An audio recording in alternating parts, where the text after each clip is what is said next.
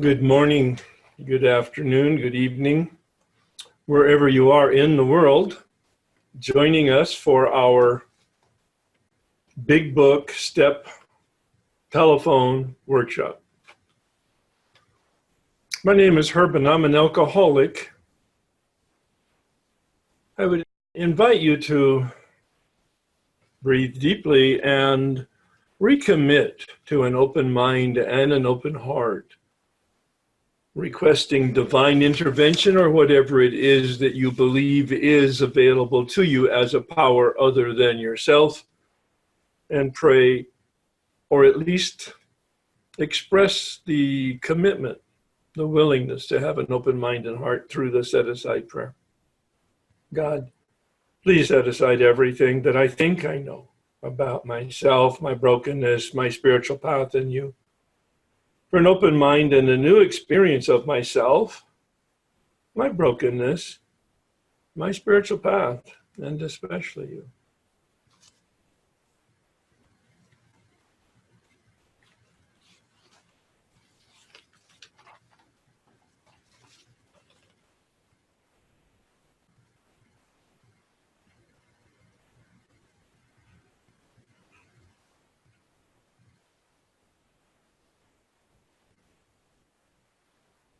Please join me in the serenity prayer. God, grant me the serenity to accept the things I cannot change, courage to change the things I can, and wisdom to know the difference.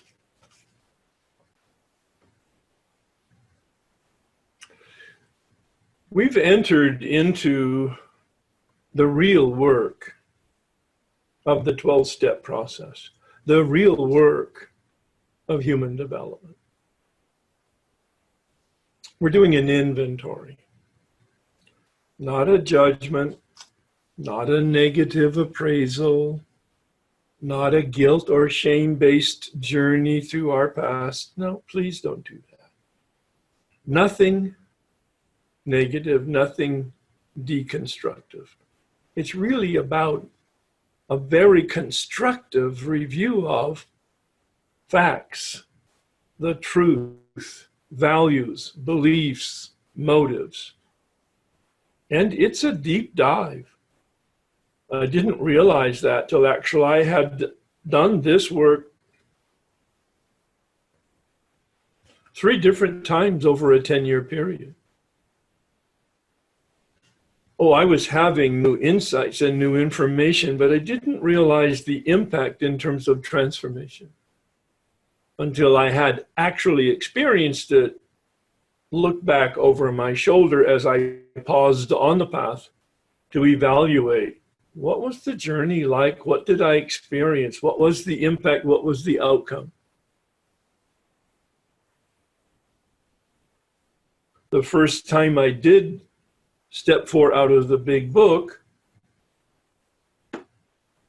I was 5 years sober, and the man who took me through guided me. He was a step guide, 1988. He introduced me to the 4th column of the resentment inventory. We haven't looked at that yet. We will, not maybe in another couple of weeks. And that was the beginning of the transformation. I won't make much comment about it now. I will later on. And the next time I did the work with another step guide, he introduced me to the 3rd column in the way that I've introduced you to it. The point of my comment is that my experience was progressive. Perhaps your experience will also be progressive. So just be patient with it. The real key here is to show up, attempt to be consistent as you can, be as diligent as you can, knowing that you can't be consistent and diligent as you hold your standards to usually. And it's just fine. Wear it loosely. I'm not cutting you any slack, and I'm certainly not giving you permission to not do the work. But I am saying honor your humanity and honor your life. It's in session and it's your path, and there's no timetable. But if you wait to do this work until you have time, you will never find time, especially now. You may have already had that experience with the reading and listening assignments, but now with the work assignments, with this analytical self-reflection, confrontation, self-confrontation, it's not something that you will show up for because you like it or because you enjoy it. You will show up for it and do it because you believe in it, because you have suffering and you know this is the surgery that will remove the cancer eventually. Not by Saturday, but eventually, so that you can heal and be whole and be happy.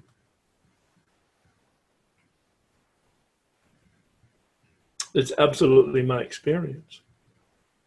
Looking at this third column in the second time I went through the work was very embarrassing, because I'd already had a spiritual awakening 3 years earlier through the fourth column process, taking full responsibility for my perceptions and my feelings and my reactions and my behavior and my life.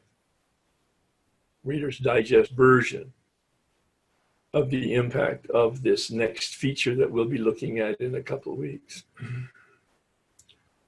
But interestingly enough, from my standpoint, in 1988, when I did this work and had the experience with the fourth column, I had 80 resentments on my list.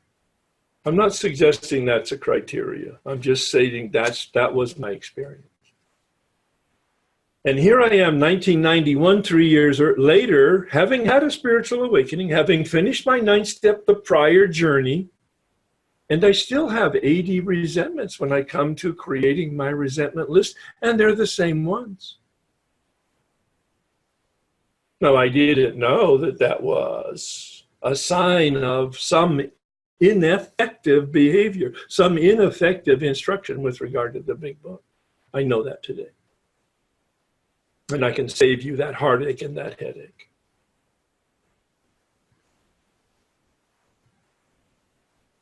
Right after Bill gives us the basics of column 3, as I indicated, he just gives us the vocabulary.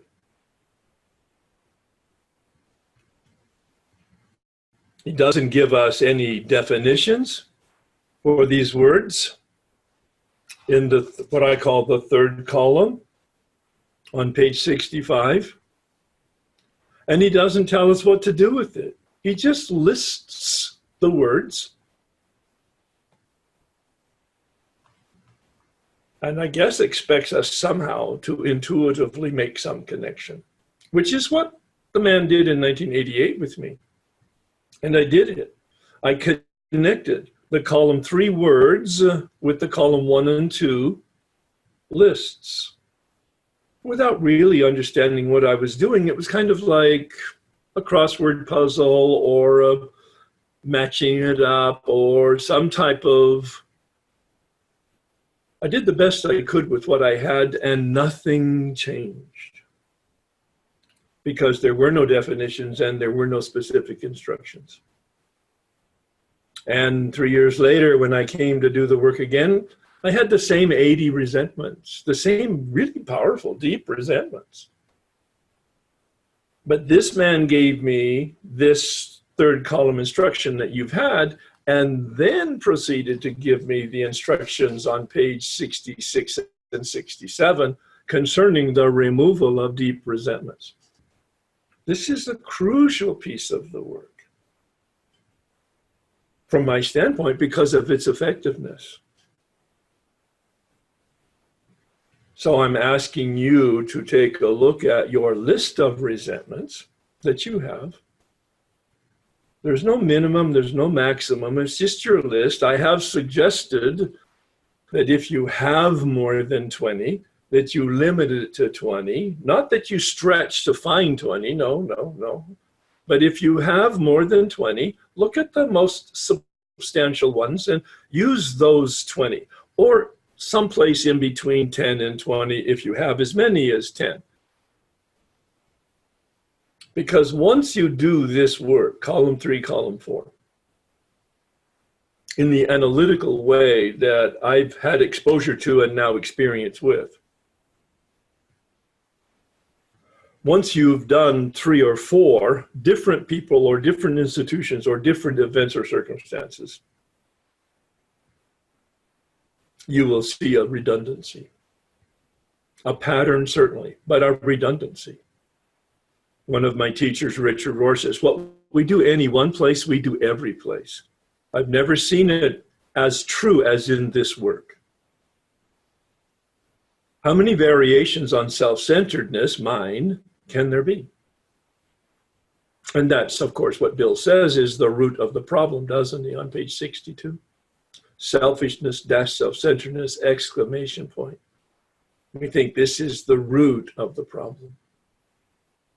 And so in the approach to the third column, it's very analytical. As I've indicated, it's about identifying our beliefs. That's not in the big book that clearly, but it's clearly my experience with it. So I use the vocabulary to try to help you have an experience with this third column. It's not about answering the questions on the worksheet correctly. There's no correct answer. No, no, there's no right or wrong answer. There's just helpful or unhelpful answers, helpful or unhelpful reactions and responses. Does it give you a further insight or doesn't it? It's not about robotic filling in the blanks. This is not a tax form to complete for somebody's review. This is a tool that is a prompter for you to begin to know and identify underneath what your story is, what your script is, what the myth is about your life that you've created. Nobody created it for you. You created it, consciously or unconsciously, probably a combination of both, as a survival mechanism. It's not right or wrong, it's just what is, and every human being does it. We create a myth, we create a mask, we create a story, we create a persona, we create a Hollywood storefront. Think of those Russian dolls that you see in gift shops. I think they call them nesting dolls. The Russian calls it matrushka. Every one of them inside looks the same. And yet each one is bigger as you unpack it or smaller as you pack it.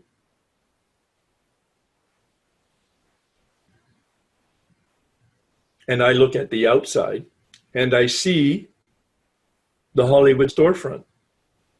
And I don't know that it's a mask that I've created as a survival mechanism. One of the metaphors I use is that we use these concrete blocks to build a wall to protect ourselves. No, no, no, that's legitimately biologically, physiologically, psychologically, sociologically what we do, using the Maslow hierarchy of needs kind of a model or prototype.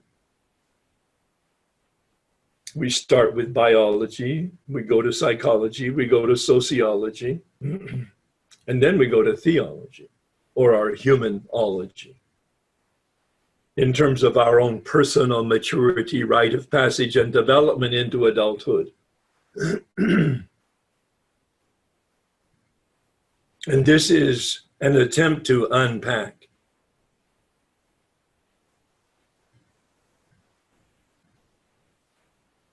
the story so that we can see actually the truth rather than the story that we've created. We create this wall out of cinder block to protect ourselves, survival at the very basic level, safety at the very basic level. And then when we get some consciousness as an adult, we realize that we've not built a wall to protect ourselves, we've built a prison to encapsulate ourselves. And the whole point of this work is the dismantling of that wall, the dissolution of the mask, pouring sulfuric acid on the Hollywood storefront and having it disintegrate so that the true self, literally, the real self, can be identified and emerge. And I very glibly, but very intentionally, indicate that this work penetrates the unconscious. Freud said the work of the human being is to make the unconscious conscious. Otherwise, we end up with the delusion that we're a victim of fate or other people's malevolence, ill will. It's never been more true than it is today, at least here in North America, a culture of victimhood. It's always somebody else's fault. No, sorry, and this is very confrontational. I don't mean to offend you, but I do mean to confront you. Sitting here right now, listening to this or watching this, either live as we are right now or as a recording, you have exactly the life that you have created. And it's nobody's fault. It is your responsibility. Oh, Herb, easy does it. No, sorry. Heavy does it here. It is my absolute experience. And this is the beginning, this work here, of looking at identifying our beliefs in this third column. As I've mentioned probably in prior conversations, a very shortcut technology to understanding and identifying our beliefs is the word should. I should. You should. We should. Life should. The word should is a key word that will identify your beliefs. Now, it may be healthy, but it gives you an opportunity to know what you believe. And if in fact it's not healthy by your standards, or maybe your sponsors, I was the last to know, then you have a choice. You don't have a choice if you don't see an alternative. But that's a wisdom phrase. That's why consciousness is so important. When I am conscious, I have alternatives. When I am conscious, I see I make a mistake. When I am conscious, my mistake does not name me.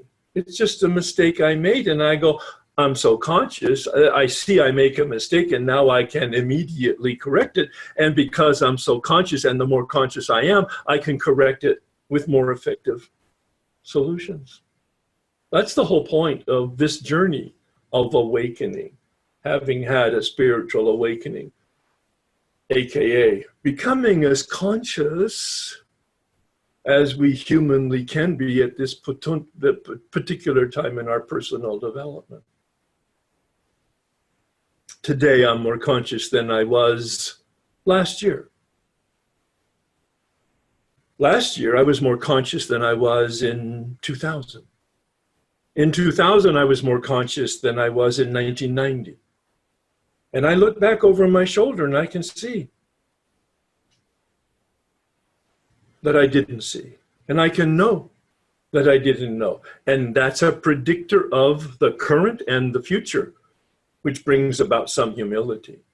I'm less defended today when, in fact, life doesn't match my should.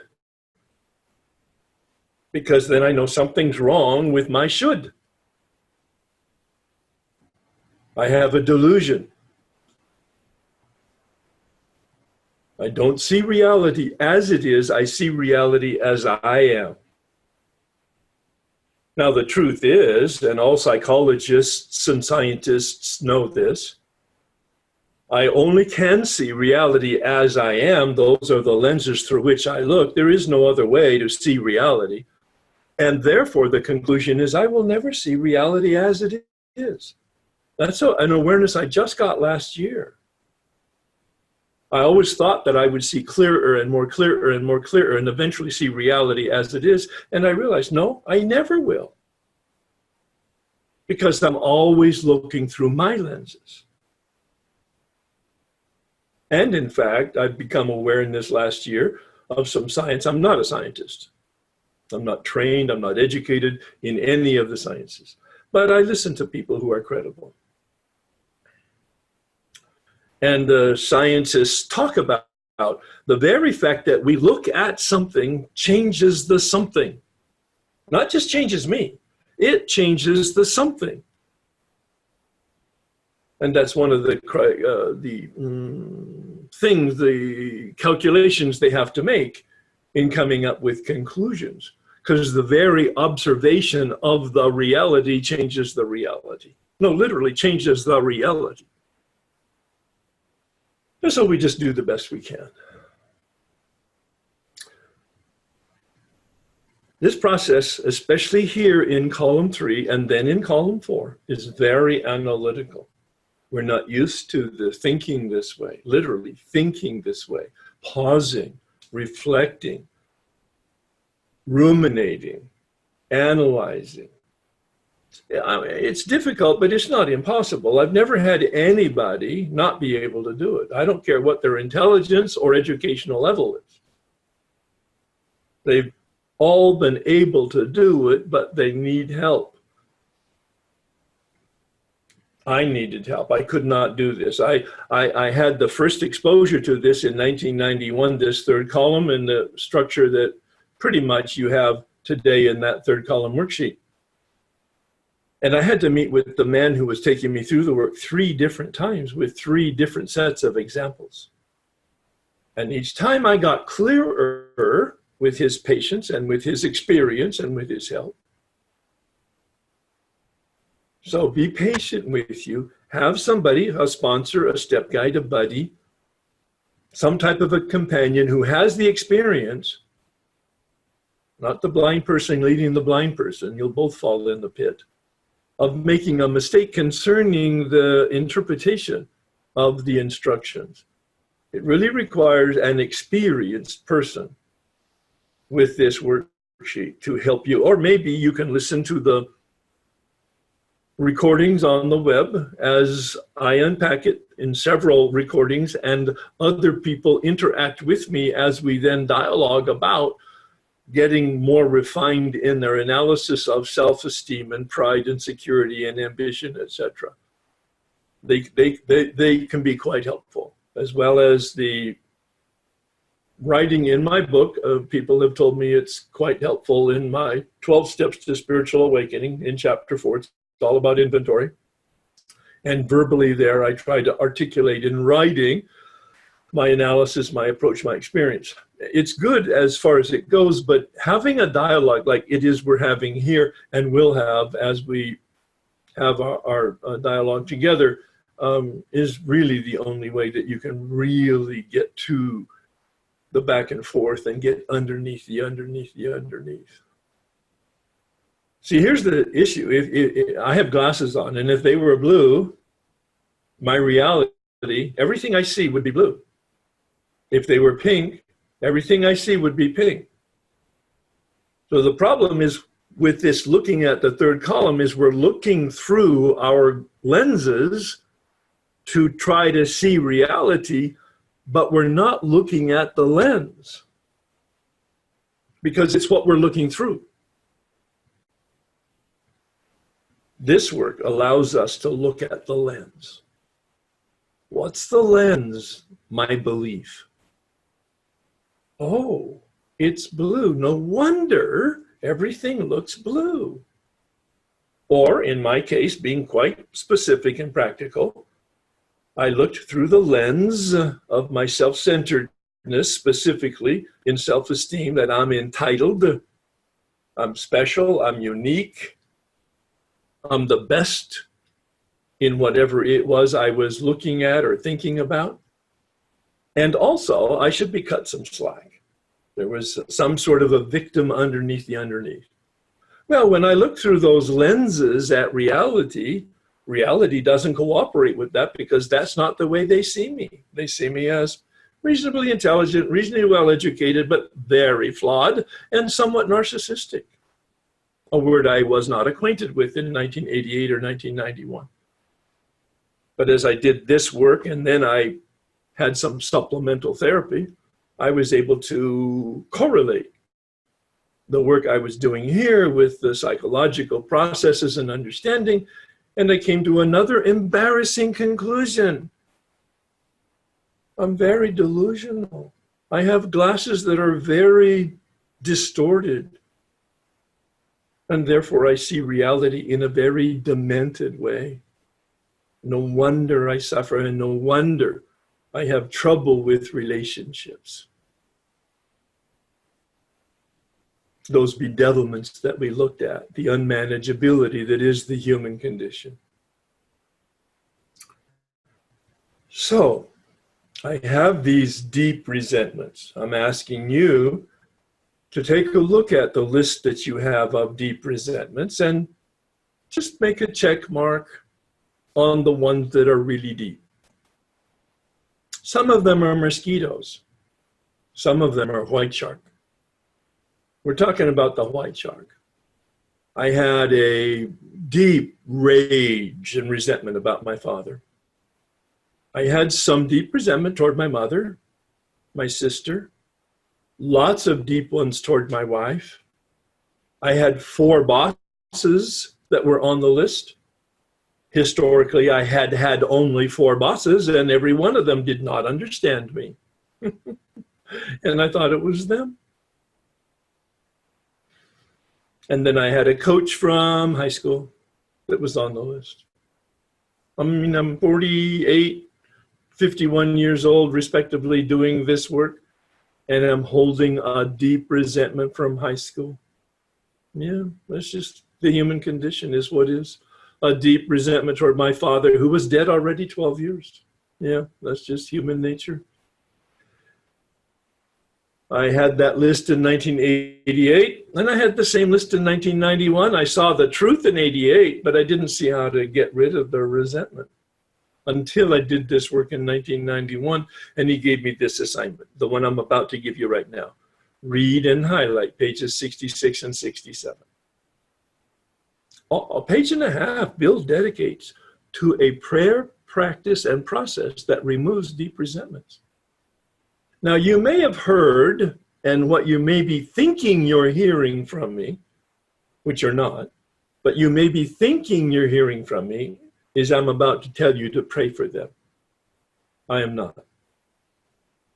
It's a wonderful spiritual practice, but that's not what this is here. This suggestion on pages 66 and 67. It's actually the construction of a prayer and an attitude that I need to be released. I need to be released from my resentment, and I can't do it. And I ask for intervention, divine intervention through prayer. That whatever it is you believe to be a power greater than yourself enters into your heart and your soul and your very marrow of your being, and surgically removes this deep resentment. Now, we'll unpack it in 2 weeks when we get back together again. I'll go back over it and talk about it. But I wanted to give you a context and overview and an approach to it so that when you read it and highlight it, you'll really see on page 67 the prayer, we ask God to help us. We ask God, prayer, to help us. Divine intervention. We're not praying for the person with whom we have a deep resentment. You're welcome to do that. It's an authentic and powerful spiritual practice. That's fine. But that's not what we're talking about. We're talking about you praying for you. We're talking about you asking the divine healer, the divine surgeon to enter into and remove from you this deep resentment. More to come as we meet next time in 2 weeks, and perhaps as you read and highlight this and listen to the audios, the recordings that are on my website that will unpack this in a way that will be very parallel what we'll do in a couple of weeks. Now here's the good news. I said I got this instruction in 1991, the second time I went through the work of the third column. In 1994, 3 years later, when I was doing the work again with a different man, getting different instructions, and I came to this construction of a column 1 and column 2, not one of those 80 resentments was on my list. Yeah, not one. Certainly not the superficial ones, but all of the white shark, all of the deep ones, and I had 8, I just mentioned them, were completely gone. I had a memory, of course, of the work I did and the feelings I had had, but I didn't have the feelings. Legitimately, they were neutralized. Now, see, there's freedom. Not just, of course, with this tool that I'm giving you here, because I did finish the 4th column. I did do the 5th step. I did the other steps through step 9, and I understood the forgiveness process. More of that to be revealed later on. So I don't mean to say that this is fairy dust, a magic wand. Not at all. It's part of an integral process. One piece of a tool, one tool in a set of tools. Bill uses the kit of spiritual tools, phraseology. This is just one tool in this whole process of being released and finding freedom. Steps 4 through 9. It's a guarantee. Freedom from our addiction, but freedom from ourselves, and freedom from our history, and freedom from our story, and freedom from our suffering.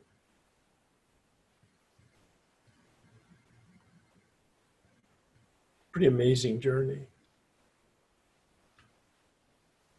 So I'll recap.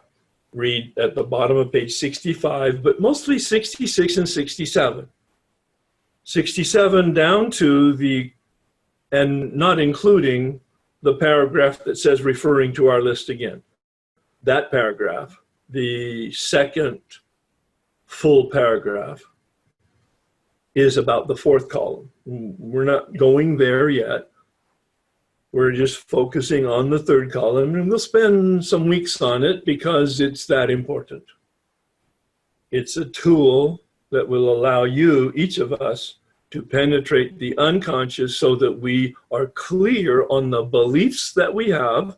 We are looking at the lenses through which we look, and we can then make a decision as to whether they're healthy, clear lenses, or whether they're distorted lenses that need to be either tossed with getting a new pair of lenses or reground so that we see clearly reality approximately as it is, more accurately than we do now. Each of you now continue with doing that 3rd column. Talk about it with your sponsor or step buddy or somebody who has experience with it, so that they can do what we've done here on the call, kind of tease out the insight and or confirm the process for you. Please join me in the serenity prayer. God, grant me the serenity to accept the things I cannot change, courage to change the things I can, and wisdom to know the difference. Thanks, everybody.